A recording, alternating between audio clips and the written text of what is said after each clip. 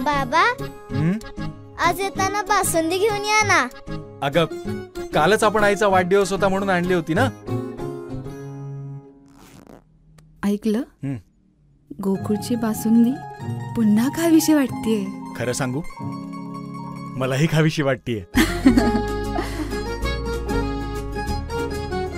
पुन्हा पुन्हा खावीशी वाटणारी गोकुळ बासुंदी. पन्हाळा तालुक्यातील मरळी येथे श्री समर्थ बहुउद्देश सामाजिक संस्थेच्या वतीने विद्यामंदिर कळे प्रशालेचे माजी मुख्याध्यापक कैलासवासी रावी अष्टेकर यांच्या द्वितीय स्मृती दिनानिमित्त आयोजित केलेल्या रक्तदान शिबिरास परिसरातील 52 रक्तदात्यांनी रक्तदान करून सामाजिक बांधिलकी जोपासली. रक्तदान शिबिराचे उद्घाटन सरपंच कमल चौगले यांच्या हस्ते झाले.